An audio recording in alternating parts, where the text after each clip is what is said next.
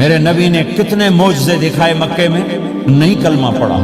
بدر میں ان کے 70 مارے گئے، فرشتوں کو دیکھا، جبریل کے گھوڑے کی آواز سنی، کلمہ نہیں پڑھا۔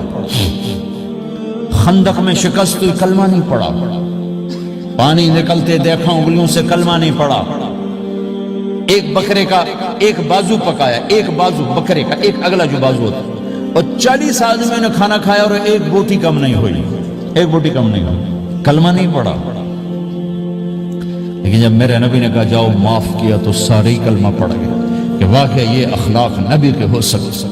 حنین کی جنگ میں جب بھاگے لوگ، شکست ہوئی، تو ایک صحابی کا بھاگتے ہوئے پاؤں ہمارے نبی کے پاؤں پر آیا، جوتا سخت تھا، تو آپ نے کہا اوجعتنی، اور آپ کے ہاتھ میں چھڑی تھی، آپ نے اس کو یوں ماری، کہا اوجعتنی، ارے تو نے مجھے کتنا زیادہ درد پہنچایا، دکھ پہنچایا۔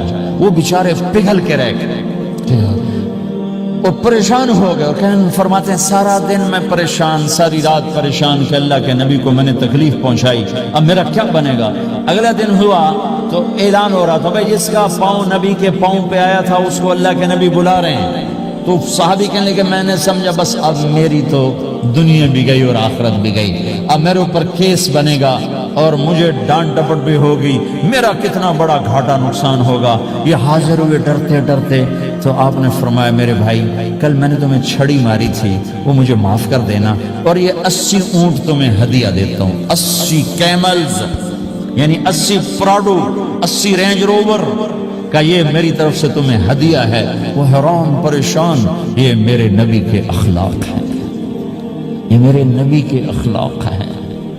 کانٹے بچھانے والی نے 4 دن آنا چھوڑ دیا، بیمار ہو گئی تھی، تو آپ نے کہا کیا بات ہے، وہ ہمارے راستے میں اب کانٹے کوئی نہیں ہیں، کہا یہ وہ بیمار پڑی ہے جو کانٹے بچھاتے تھے۔ تو آپ اس کے گھر چلے گئے، ماں جی خیریت تو ہے، آپ ٹھیک تو ہیں؟ کہا بیٹا مجھے کلمہ پڑھا دے، بس تیرے اخلاق نے مجھے فتح کر لیا ہے۔ میرے بھائیوں یہ چیپٹر بھول چکے ہیں، بھول چکے ہیں، بھول چکے ہیں۔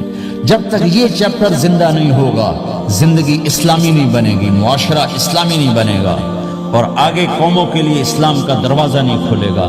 ہمیں معاف کرنا آتا ہو، ہمیں گالی دینے والے کو دعا دینا آتا ہو، غیبت کرنے والے کی تعریف آتی ہو، اور غیبت کرنے سے، غیبت سننے سے اپنے آپ کو ایسے بچاؤ جیسے زہر سے بچاتے ہو، اسے آگ سے بچاتے ہو۔